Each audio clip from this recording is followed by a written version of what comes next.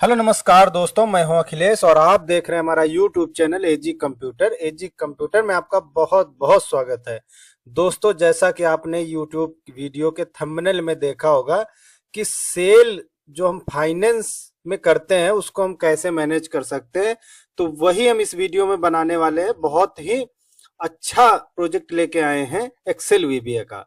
तो चलिए देखिए एक्सेल वीबीए में हम कैसे अपनी सेल को, जो हम फाइनेंस करके सेल करते हैं, उसको कैसे मैनेज करेंगे, है ना, सेल ऑन फाइनेंस को। तो वो समझते हैं हम इस वीडियो में। तो सबसे पहले हम क्या करेंगे, अपनी एक्सेल वीबीए की फाइल को सिंपल और साधारण तरीके से ओपन कर लेंगे। जैसे ही ओपन करेंगे तो क्या होगा, ये हमसे माइक्रो इनेबल पूछता है, जो कि सिक्योरिटी होती है, पहली बार पूछता है। यहाँ पे लिखा हुआ है सिक्योरिटी वार्निंग। तो चलिए हम इसको कर देते हैं इनेबल। इनेबल करते ही हमारे सामने जो है एक विंडो आ गई, जिसके ऊपर हमने यूजर नेम डालना है और नीचे पासवर्ड डाल के लॉगिन कर देना है, बहुत ही सिंपल तरीके से। जैसे ही लॉगिन करेंगे हमारे सामने एक सिंपल सा लुक, जो सॉफ्टवेयर लुक है, वो ओपन होके आ जाएगा। बिल्कुल सिंपल तरीके का है। यहाँ पे मास्टर बटन है, वाउचर एंट्री है, जैसा सभी प्रोजेक्ट में होता है, आपने देखा होगा। तो इसमें नया क्या है, तो सबसे पहले हम नए की तरफ से स्टार्ट करते हैं। तो हम सेटिंग पे जाते हैं और यहाँ पे आते हैं कॉन्फ़िगरेशन सेटिंग में। कुछ सेटिंग्स होती हैं, यहाँ पर लिखा हुआ है। सबसे बड़ी बात यह है कि अभी तक हमने जितने भी प्रोजेक्ट बनाए हैं उसका जो पीडीएफ का डाटाबेस हमने रखा है, वो रखा है हमने सी ड्राइव में।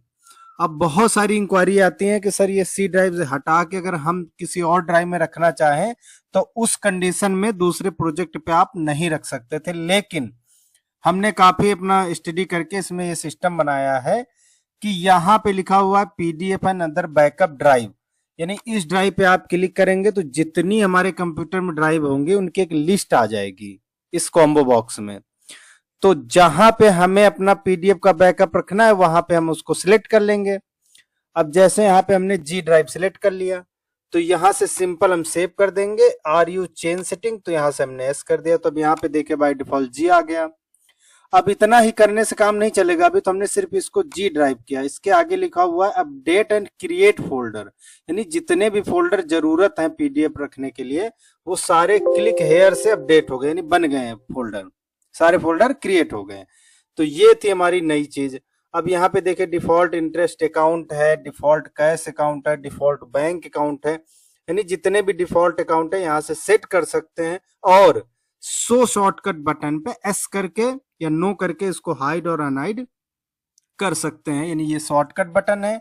और यहाँ पे हमारी कंपनी का नाम लिखा है, दोनों हम हटा भी सकते हैं और शो भी कर सकते हैं। सिंपल है और ज्यादा इसमें सेटिंग नहीं है, क्योंकि ये बहुत बड़ा प्रोजेक्ट भी नहीं है।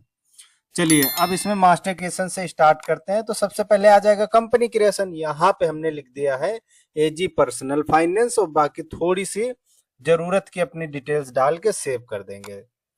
उसके बाद हम बढ़ते हैं अकाउंट क्रिएशन की तरफ। थोड़ा सा ये चेंज होगा बाकी अकाउंट क्रिएशन से। अब इसमें चेंज क्या है, अकाउंट नेम है, सिटी वगैरह आप मैनुअल टाइप करेंगे, कोई लिस्ट नहीं खुलेगी इसमें, है ना। उसके बाद यहाँ से ऑक्यूपेशन है कि बंदा क्या करता है जिसको हम लोन दे रहे हैं। तो इस बार चलिए हम एक लोन आपको करके दिखा रहे हैं, तो उसमें हम सबसे पहले डाल दिया पंकज कुमार। उसके बाद अकाउंट टाइप की बात करें तो देखिए ये विंडो अभी छोटी है, लेकिन जैसे ही इसके ऊपर हम कस्टमर सिलेक्ट करेंगे इसकी विड्थ बढ़ जाएगी। क्यों? क्योंकि अगर कस्टमर है तभी आप उसके यहाँ पे डॉक्यूमेंट्स अपलोड करोगे, है ना, दूसरे अकाउंट की जरूरत नहीं पड़ेगी। अगर यहाँ से कस्टमर की जगह कैश करोगे तो ये फिर से हाइड हो जाएगी, उतनी विड्थ इसकी कम पड़ जाएगी, जो कि सिंपल मेथड है। तो हमने यहाँ से कस्टमर सिलेक्ट कर लिया। अब इसमें एड्रेस 1 है, एड्रेस 2 है, यानी दोनों एड्रेस हम यहाँ पे डाल सकते हैं। तो एड्रेस 1 पे हम डाल देते हैं कानपुर नियर रेलवे स्टेशन, और यहाँ पे लिख देते हैं लखनऊ नियर रेलवे स्टेशन, यानी बंदा रह कहीं रहा है, उसका पुराना एड्रेस कहाँ का, वो सारा यहाँ पे आप इसमें मेंशन कर सकते हैं। पिन कोड की बात करें तो कोई भी अपना पिन कोड डाल दीजिए, स्टेट लिख दीजिए। यहाँ पे दोस्तों आपको फादर्स नेम बहुत जरूरी है डालना। क्यों? क्योंकि सेम नाम तो हो सकता है, सेम नाम और फादर्स नाम से ही ये डुप्लीकेट मैच करेगा। तो पंकज कुमार की जगह लिख दिया हमने के गौतम। उसके बाद ऑक्यूपेशन की जॉब बात करें तो यहाँ से हम लिख देते हैं जॉब या पीवीटी जॉब यानी प्राइवेट जॉब। सैलरी की बात करें तो यहाँ पे हम सैलरी मेंशन कर सकते हैं, आप इसमें कुछ आगे लिख भी सकते हैं, है ना। फादर्स मोबाइल नंबर, अब कह रहा पिताजी का मोबाइल नंबर अगर है कोई तो यहाँ पे आप डाल सकते हैं, ठीक है। उसके बाद कह रहा ऑफिस एड्रेस, अगर आप प्राइवेट जॉब करते तो आपका ऑफिस कहीं पर होगा, है ना, तो उसका यहाँ पे आप मेंशन कर सकते हैं। तो हमने इसमें 19 डाल दिया। अब इसमें कह रहा है पैन नंबर, तो पैन नंबर की जगह आप कुछ भी डाल दिए, हम जैसे डाल देते हैं ABC 123, है ना, ये कोई पैन नंबर तो है नहीं। अब उसके बाद हम आगे बढ़े, इसमें कह रहा है आधार कार्ड नंबर चाहिए, तो हमने 123 डाल दिया, है ना। आप अपना पूरा आधार कार्ड डालेंगे। यहाँ पे हम अपना मोबाइल नंबर डाल देते हैं। फोन नंबर मांग रहा है क्योंकि कोई एक्स्ट्रा अगर नंबर है तो वो डाल सकते हैं, अभी हमारे पास है नहीं, या यहाँ से हम कोई भी इसमें मेंशन कर देते हैं। अब कांटेक्ट पर्सन करें, अगर फोन करें तो हम किसके पास करें, कोई और अदर पर्सन है तो उसका नाम हम यहाँ से लिख देते हैं अभिषेक। ईमेल आईडी हमारी पूछ रहा है तो हमने लिख दिया agcomputer.info@gmail.com। अब करें क्रेडिट लिमिट कितने तक का हम इसमें उधार दे सकते हैं, तो हमने इसमें लिख दिया 50,000। ओपनिंग बैलेंस है कोई पहले से लेने वाला, जब तक ये सॉफ्टवेयर नहीं था उसके पहले का, तो यहाँ पे आप डाल सकते हैं। रिफर्ड बाय मतलब जो गारंटी ले रहा है या ठेका ले रहा है, उसमें हम नाम लिख देते हैं इसमें सुनील कुमार। उसके बाद गारंटर डिटेल, यानी रिफर्ड बाय अलग है, गारंटर डिटेल अलग है, या दोनों में आप सेम नेम डाल सकते हैं, सुनील कुमार, है ना। उसका एड्रेस, उसका मोबाइल नंबर एक ही कॉलम में आ जाएगा। पहले का कोई बैलेंस होगा तो यहाँ पे आपको सर्च करने के बाद दिखाई देगा। अच्छा, इसमें लिखा दिया हमने ग्रेस पीरियड, इस पे लिखा है 0 डेज 1 2 3 4 5, आप इसको चेंज भी कर सकते हैं। यानी ग्रेस डेज का मतलब ये होता है कि अगर EMI देने में कितने दिन लेट हो जाएगी तो छूट मिलेगी। हमने अगर 0 दिन कर दिया तो कोई छूट नहीं है ना। और पर डे पेनाल्टी कितनी लगेगी, 100 रुपए हमने कह दिया लगेगी, तो ठीक है। या अदर कोई कांटेक्ट नंबर है तो यहाँ पे आप डाल सकते हैं, नहीं तो इसको ब्लैंक छोड़ सकते हैं। अब आता है बात डॉक्यूमेंट अपलोड की, तो यहाँ से हम कस्टमर की फोटो, अब इसको हम ब्लर कर देंगे ताकि आपको ये दिखे ना, और उसमें यूट्यूब के हमें कोई प्रॉब्लम ना आए, है ना। तो वो चीज हम इसमें कर देंगे। तो यहाँ से जैसे हम यहाँ पे एक फोटो अपलोड कर लेते हैं, तो ये फोटो अपलोड हो गई। यहाँ पे डॉक्यूमेंट का यहाँ पे आप अपडेट कर सकते हैं बड़ी आसान तरीके से, है ना। तो यहाँ पे बस क्लिक करना है तो वो चीज अपने आप अपलोड हो जाएगी, कोई बड़ी बात नहीं है। नीचे बटन, कमांड बटन से भी आप बहुत आसान तरीके से कर सकते हैं। तो ये चीजें हमने यहाँ से अपलोड कर लिया है। सिंपल तरीके से यहाँ से सेव बटन पे क्लिक करेंगे तो हमारी पार्टी का डाटा सेव हो जाएगा। सेव होने के बाद हम क्या करेंगे, यहाँ पे सेव डाटाबेस की बटन लगी है, उसको भी हम एक बार प्रेस कर देंगे ताकि हमारी एक्सेल सीट भी साथ के साथ सेव हो जाए, है ना। अब क्या करेंगे, अकाउंट क्रिएशन में दोबारा आएंगे। अब हमें कोई नाम सर्च करना है, नीचे लोकेट बटन लगी है, इसमें सारी कस्टमर आ जाएंगे। अब आप party name, city, station, mobile number, pan number, GST number से आप इसको सर्च कर सकते हैं, है ना। तो अब यहाँ पे हमने जैसे यहाँ पे एक पंकज का बनाया, तो ये पंकज पे अगर डबल क्लिक करेंगे तो सारी डिटेल भर जाएगी। आप यहाँ से बड़ी आसान तरीके से पिक्चर चेंज कर सकते हैं, मोबाइल नंबर अपडेट कर सकते हैं, जो भी इसमें करना चाहे कर सकते हैं, डिलीट भी कर सकते हैं, है ना। यहाँ अपडेट बटन लगी है तो अपडेट कर सकते हैं। तो इस तरह से अकाउंट क्रिएट करने में कोई दिक्कत नहीं आएगी, बहुत शानदार है सिस्टम। यहाँ पे आपके सारे डॉक्यूमेंट यहाँ पे दिख जाएंगे जो अपलोड किए हैं, है ना।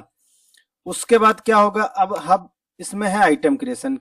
अब हम जो कुछ आइटम यहाँ से किस्त पर बेच रहे हैं, सीधी बात कहें सिंपल साधारण शब्दों में, तो हम किस्त पर सामान को अगर बेच रहे हैं, एक तो होता है थर्ड पार्टी द्वारा बेचना, जैसे अपना कोई रिलायंस हो गया, कोई अलग से जो वो करते हैं फाइनेंस, वो अलग हो गई कंपनी, है ना। और ये क्या है, हमारा पर्सनल है कि भाई कोई है नहीं बीच में, हम खुद डायरेक्ट बेच रहे हैं, उसी पे अपना जो है इंटरेस्ट वगैरह ले रहे हैं। तो सबसे पहले आपको आइटम जो बेच रहे हैं उसकी लिस्ट बनानी पड़ेगी, सिंपल है ना। तो जैसे यहाँ पे स्मार्टफोन है, 5G है, यहाँ पे वॉशिंग मशीन है, रेफ्रिजरेटर है, तो ये अलग अलग चीजें आप यहाँ से बना सकते हैं। तो ये 3 हो गए मास्टर, है ना, कंपनी, अकाउंट और आइटम। सिंपल है जो कि बिल्कुल सही है। उसके बाद हम बात करते हैं वाउचर एंट्री की। 2 वाउचर इसमें हमने लगाए हैं, एक आता है लोन एप्लीकेशन पे। अच्छा, बहुत लोगों का डाउट ये होता है कि पहले हम कस्टमर की डिटेल डालें फिर लोन एप्लीकेशन भरें, तो ये थोड़ा सा उनको लंबा लगता है, लेकिन बात वही है, अगर हम इसी फॉर्म के ऊपर वो जोड़ देंगे तो बहुत ज्यादा होच पोच हो जाएगा, है ना। इसलिए वो अलग है, डिटेल एक बार भर लो, मास्टर बन गया। आप चाहे 2 बार लोन दो, चाहे 3 बार लोन दो, है ना। अब क्या है, अब कस्टमर सिलेक्ट करना है। तो यहाँ पे देखिए एक सर्च वाली बटन लगी है, तो सर्च बटन दबाएंगे। अब पंकज को लोन देना है क्योंकि इसका हमने अकाउंट बनाया, तो इस पे डबल क्लिक करेंगे तो डिटेल भर जाएगी, उसकी फोटो दिख जाएगी आपको, है ना। अब यहाँ से इनवॉइस नंबर, अगर मान लो मोबाइल लिया है तो उसका इनवॉइस नंबर, बिल का इनवॉइस नंबर होगा, या नहीं जनरेट किया तो नहीं लिख दो, सिंपल है। तो हमने लिख दिया 1/2। अब डेट कह रहा है इनवॉइस डेट, तो हम चलिए आज ही की डेट डाल देते हैं इसमें, है ना। अब कह रहा है आइटम नेम सिलेक्ट करो, तो हमने इसमें स्मार्टफोन लिख दिया।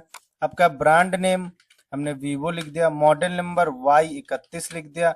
कलर या वेरिएंट, तो हमने वाइट लिख दिया। और 4 GB या 8 GB 128 GB, ये हमने वेरिएंट लिख दिया।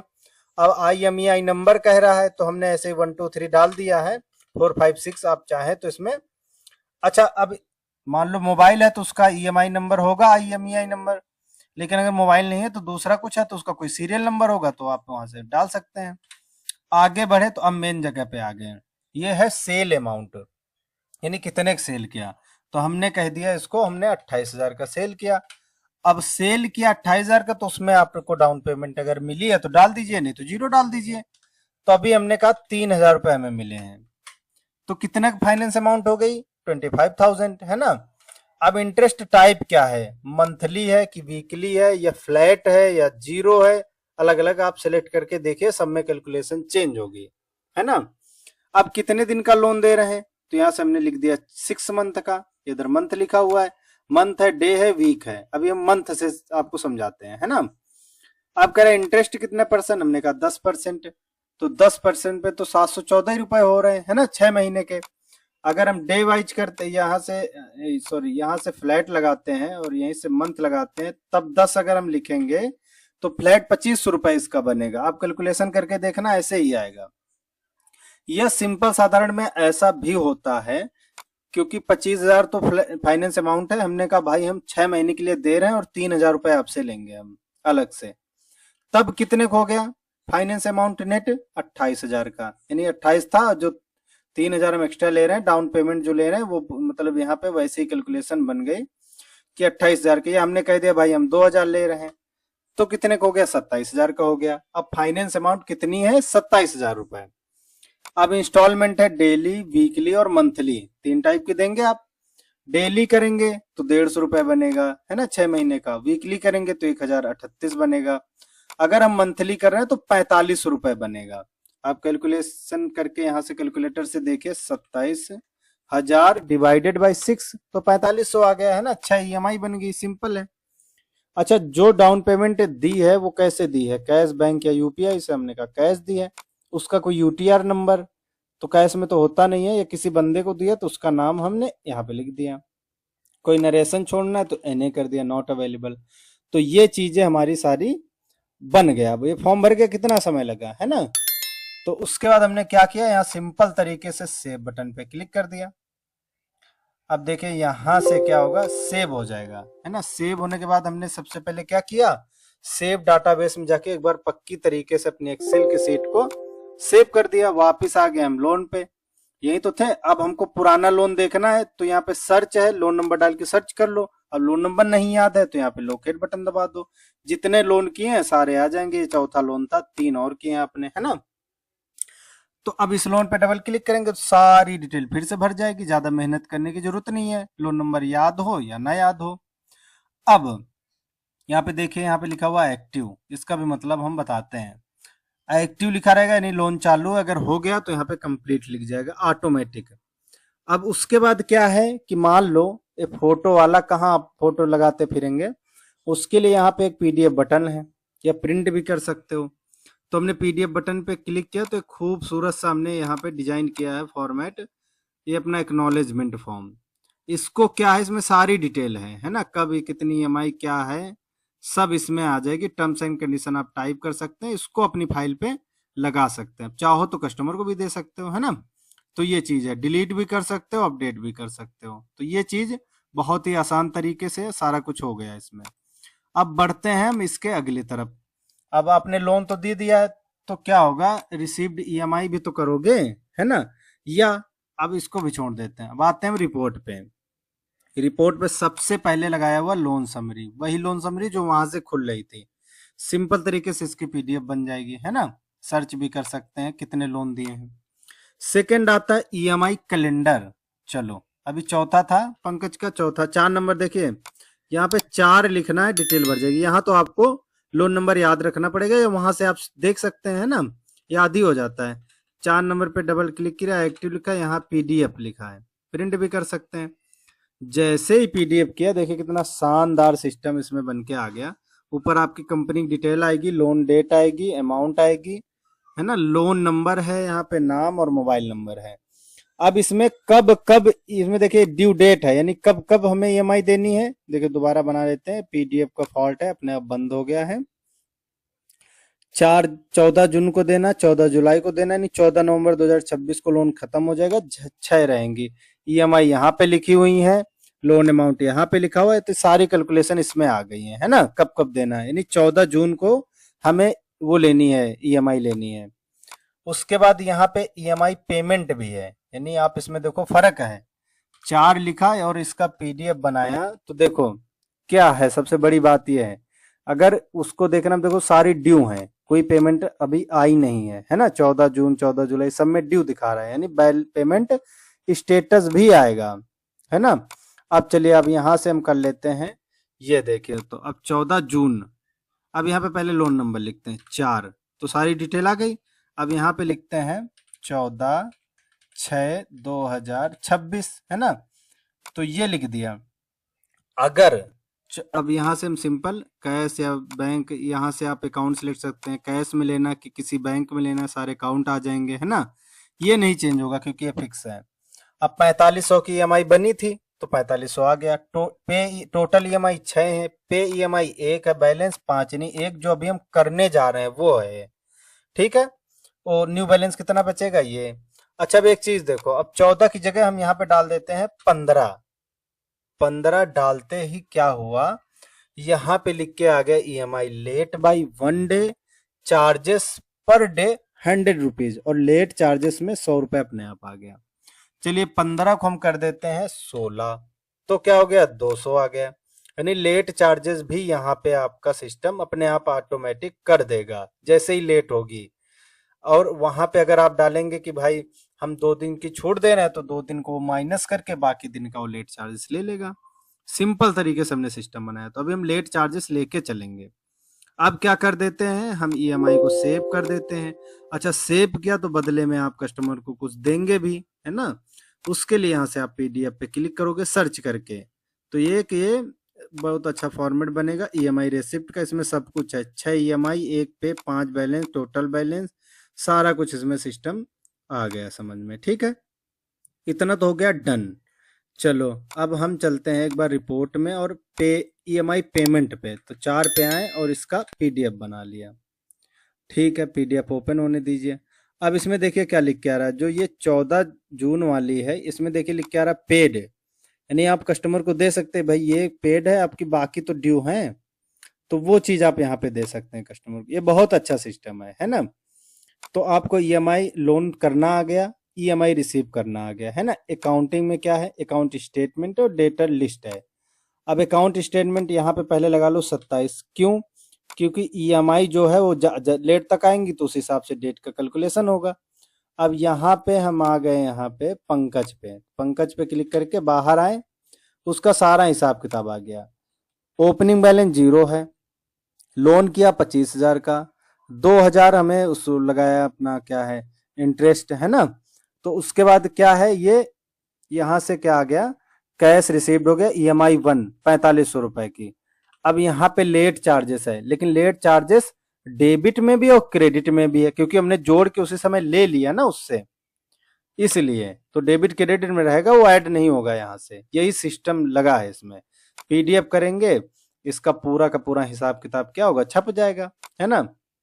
तो ये चीज, ये पूरा सिस्टम इसमें आ गया। ईएमआई 1 है, सारी डिटेल इसमें आ गई, है ना। उसके बाद डेटा लिस्ट में है भाई, सबका एक साथ आ जाएगा हिसाब किताब, जैसा कि आता है, सिंपल पीडीएफ भी बन जाएगा। रिपोर्ट की बात करें तो हमने 3 रिपोर्ट आपको समझा दी है। चौथी रिपोर्ट है लोन कैलकुलेशन की। अब लोन पे जैसे ही क्लिक किया, आप किस डेट से किस डेट तक कितना लोन दिए हैं, 4, कितना लोन अमाउंट था 73,000, इंटरेस्ट अमाउंट है 7,000, टोटल लोन है इतने कितने का 80,000 रुपए का, है ना। रिसीव्ड, अच्छा ये ईएमआई नहीं कर रहा, क्यों? क्योंकि ये 5वें महीने में नहीं 6वें महीने में हुआ है। ये देखो आ गया। लेट फीस 400 रुपये आया है। सारा कुछ इसमें आपको कैलकुलेशन हो जाएगी और इसकी पीडीएफ भी निकल जाएगी कलरफुल। ये देखिए इसमें सारी डिटेल है। तो ये चीज है। उसके बाद ईएमआई समरी भी है। अब अब आपको देखना है कि इस महीने यानी चलो हम इसमें कर लेते हैं, मई का है तो हम जून में कर लेते हैं। भाई जून में किस किस की ईएमआई थी और किसकी नहीं आई है, तो यहाँ से शो करेंगे। तो देखिए इसमें क्या है, Rajkumar paid, AG computer pending, Kuldeep paid, Pankaj के अभी हमने किया है, आपने देखा है।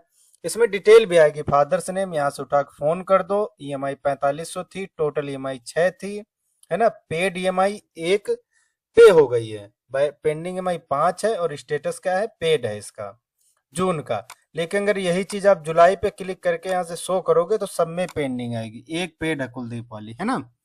तो ये चीज देखो सब में पेंडिंग है, तो ये चीज इकट्ठा ही आ जाएगा। अब यहाँ से व्हाट्सअप करोगे तो एक छोटा सा मैसेज व्हाट्सअप पे चला जाएगा, वेब व्हाट्सअप पे, और वहां पे आपको बस इंटर करके सेंड करना होगा, पूरा टाइप करके सब कुछ इसमें समरी चली जाएगी। अच्छा अब आप देखना है फिल्टर लगा के। अब देखो इसमें देखना है कि भाई किसका पेंडिंग है और किसका पेड हो गया, यानी पेड वाला फिल्टर करना तो फिल्टर कर लो, सिर्फ पेड वाला आ जाएगा। रिफ्रेश करोगे तो हट जाएगा सब कुछ, है ना। तो ये चीज बहुत ही अच्छी है, इसमें बहुत काम की चीज है ये, है ना। उसके बाद हमने इसमें एक चीज लगाई है क्विक रिपोर्ट। यहाँ पे फाइनेंस अमाउंट, इंटरेस्ट अमाउंट, यहाँ से भी एक रिपोर्ट आ जाएगी। अब अकाउंट स्टेटमेंट में आते हैं। अब इसमें देखिए यहाँ पे है, एक तो चलो कस्टमर का आ जाएगा, दूसरा है इसमें लोन इंटरेस्ट। इसको अगर हम शो करेंगे कितना हमें इंटरेस्ट आया है तो उसका एक अलग से अकाउंट बनता चला जाएगा। क्रेडिट में क्योंकि हमें आया है ना। ईएमआई अकाउंट, ये देखो किसकी ईएमआई कितनी कितनी आई है, यानी जितने भी आपके हेड हैं उतने ही आपकी अकाउंट स्टेटमेंट बनेगी। ईएमआई लेट आपको देखना है क्या लेट फीस कितनी, तो लेट का नहीं आ रहा है इसमें अभी, है ना, क्योंकि उसका कैलकुलेशन डेबिट और क्रेडिट हो गया ना साथ ही, इसलिए नहीं आ रहा है ना। और कैश अकाउंट तो आपको पता ही कैश है। लोन इंटरेस्ट भी आ गया, देखो है ना कितना इंटरेस्ट हमने कमाया है। तो ये सबका चीज का अलग अलग अपना आ जाएगा। कस्टमर का तो आ ही रहा है, सभी लेजर आप यहाँ से बड़ी आसानी से देख सकते हैं। तो आपने देखा होगा यहाँ से कुछ शॉर्टकट बटन लगे हैं, देखो यहाँ पे लिखा है लोन अप्लाई का, है ना, रिसीव्ड ईएमआई करनी, डायरेक्ट आप यहाँ पे क्लिक करके भी देख सकते हैं। और इसके बाद हम यहाँ से कर देंगे सेव, है ना। और उसके बाद देखो सेटिंग में क्या है, यहाँ से देखिए सेटिंग में क्या है, यूजर सेटअप आपको पता है, लॉगिन पासवर्ड, क्लियर डाटाबेस में एक तो मास्टर डाटा होगा, दूसरा ऑल ट्रांजेक्शन होंगी। यानी आपको सब कुछ चाहिए तो दोनों बटन दबानी पड़ेंगी, कोई एक सिर्फ ट्रांजेक्शन चाहिए तो नीचे वाली बटन दबानी पड़ेगी। तो सारा डाटा ये है जो है क्लियर हो जाएगा। इसको फिर से सेव करेंगे तो सेव हो जाएगा। तो आपने देखा होगा कैसे हम अपनी फाइनेंस सेल को कैसे मैनेजमेंट कर सकते हैं। और है ये एक्सेल में ही, है ना, एक्सेल इसमें हाइड है, तो ये सारा काम एक्सेल में ही हो रहा है। लेकिन इसमें क्या है, अलग अलग सीट पे नहीं जाना पड़ रहा है, सारी रिपोर्टें हैं, सारी कुछ कैलकुलेशन है ऑटोमेटिक। तो इस तरह से, तो कैसा लगा हमारा सिस्टम, है ना, लोन मैनेजमेंट का, यानी सेल के साथ में। और ये बिना सेल के भी आएगा, अगर हम पैसे देते हैं पर्सनल फाइनेंस में तो उसका बहुत ही जल्द वीडियो आने वाला है ना। सेम ही होने वाला है, कुछ चेंज होंगे लेकिन हम वीडियो आपको जरूर दिखाएंगे। तो हमारी वीडियो को लाइक करें और वीडियो को शेयर करना बिल्कुल भी ना भूलें, क्योंकि हो सकता है किसी को जरूरत है तो हमें दिए गए कॉन्टैक्ट नंबर पे कॉन्टैक्ट करेंगे और आपकी महान दया होगी, है ना। हमारे चैनल को अभी तक यदि आपने नहीं सब्सक्राइब किया हो तो सब्सक्राइब जरूर करिए, फ्री ऑफ कॉस्ट है, कोई पैसे नहीं लगते हैं। और अगर आपको डिस्टर्ब होता है वीडियो से तो हमारी बेल आइकन को चालू न रखें, उसको बंद ही रखें, पर लेकिन सब्सक्राइब कर लीजिए। तो मिलते हैं बहुत जल्द नेक्स्ट वीडियो में। आपका बहुत बहुत धन्यवाद।